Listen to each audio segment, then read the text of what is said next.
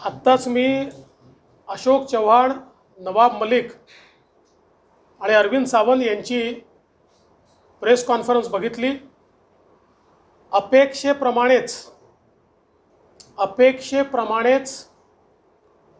आपलं स्वतःचं अपयश लपवण्याकरता केंद्र सरकार आणि मागचं सरकार यांच्यावर सगळं ढकलण्याचं काम या ठिकाणी या पत्रकार परिषदेने केलं आहे। खरं म्हणजे मी आत्तापर्यंत राजकीय बोलायचं नाही ठरवलं होतं, पण आता स्पष्टपणे आरोप करतो, 50 वर्षात यांचं सरकार जे आरक्षण देऊ शकलं नाही ते आरक्षण आमच्या सरकारने दिल्यानंतर हे आरक्षण जर टिकलं तर भाजपच्या सरकारला त्याचं क्रेडिट मिळेल आणि म्हणून या आरक्षणाचा मुर्दा पाडण्याचं काम हे आत्ताच्या सरकारने या ठिकाणी केलं आहे। यात काही गोष्टी अत्यंत महत्त्वाच्या आहेत।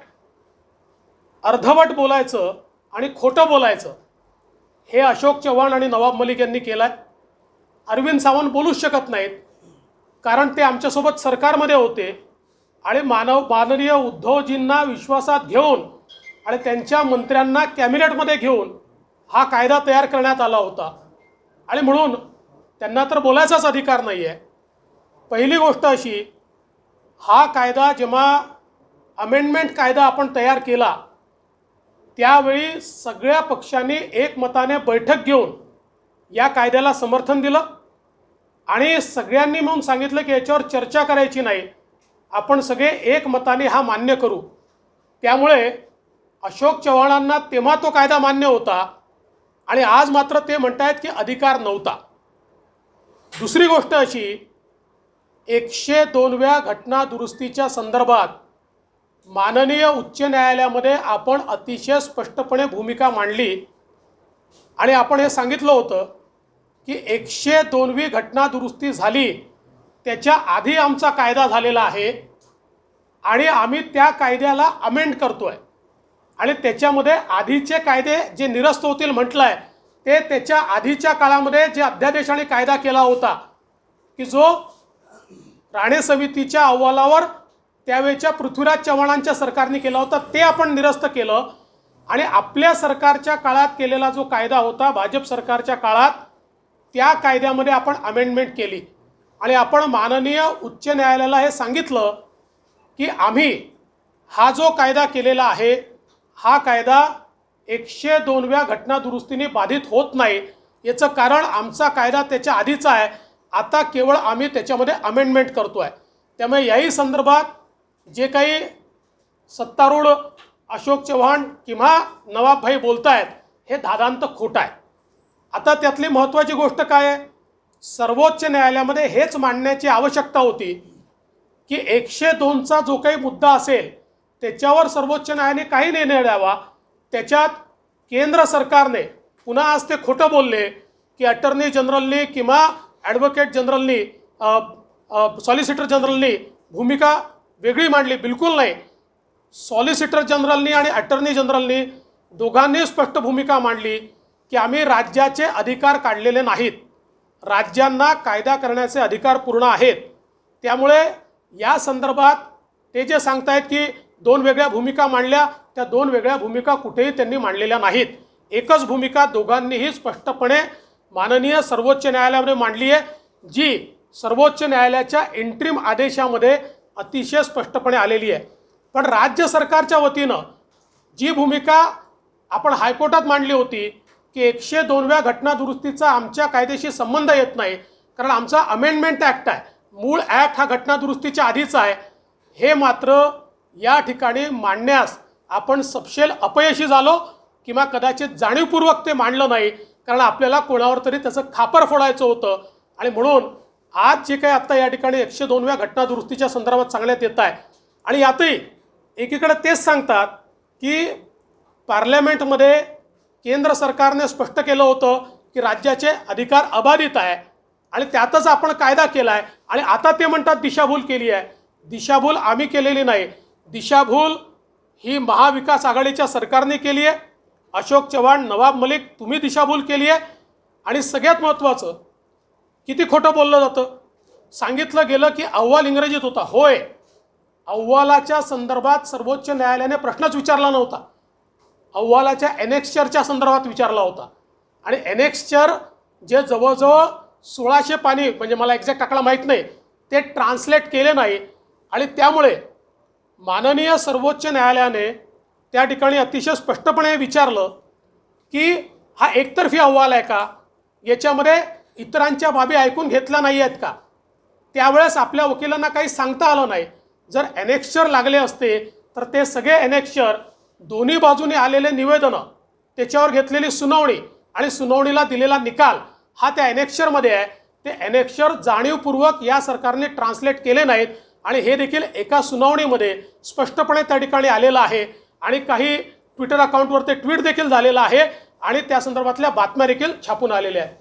दुसरं, नवाब मलिक जे म्हणाले की केंद्र सरकारने मागासवर्ग आयोग गठीतच केलेला नाही, हे देखील धादांत खोटं आहे.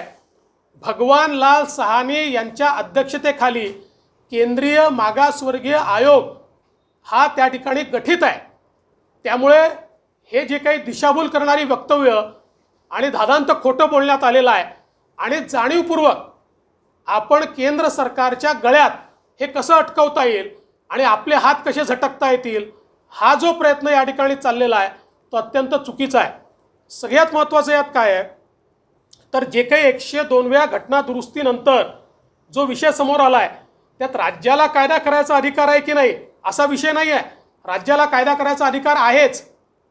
एखाद्या समाजाला मागास घोषित करायचं त्याची पद्धत काय आहे तर त्याची पद्धत सांगितली आहे की राज्याकरता राज्य मागासवर्ग आयोग जो आहे तो त्या ठिकाणी शिफारस करेल आणि ती राष्ट्रपतीकडे जाईल आणि केंद्राकरता केंद्र मागासवर्ग आयोग शिफारस करेल.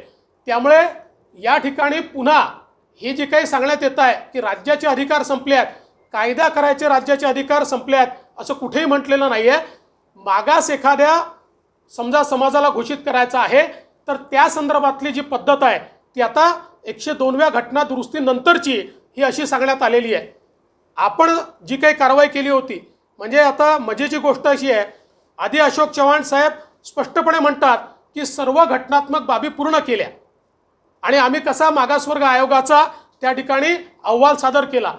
इंदिरा सहानी यांच्या जजमेंटमध्ये राज्यांवर जबाबदारी दिलेली आहे की ज्या जबाबदारीत राज्यांनी आपला मागासवर्ग आयोग तयार करायचा आहे, आपण त्याचा कायदा तयार करून गायकवाड कमिशन म्हणजे राज्य मागासवर्ग आयोग इंदिरा सहानींच्या नियमानुसार आपण त्या ठिकाणी केला आणि त्यानुसार आपण 50% वरचं जस्टिफिकेशन दिलं. आत्ता जे काही आपण जर कोर्टाचा निर्णय बघितला, कोर्टाच्या निर्णयाचे 6 मुद्दे आहेत.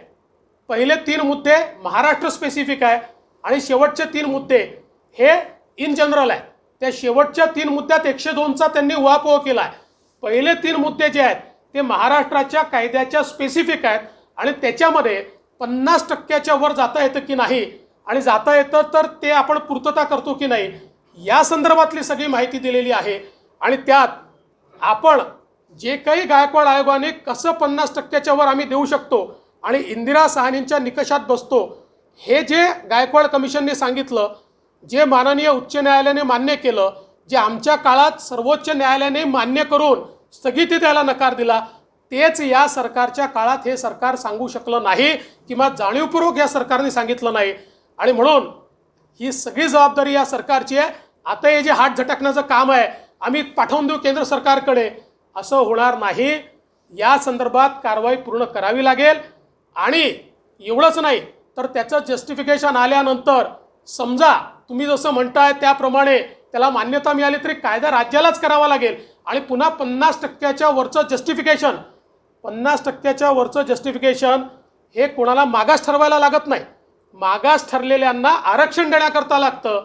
त्यामुळे कायदा समजून घ्यायचा नाही, केवळ दिशाभूल करायची आणि या ठिकाणी खोटं बोल पण रेटून बोल. प्रत्येक गोष्ट केंद्र सरकार नाही तर मागचं सरकार, या सरकारचं अपयश आहे, महाविकास आघाडीचं अपयश आहे. यांनी या ठिकाणी समन्वय ठेवला नाही.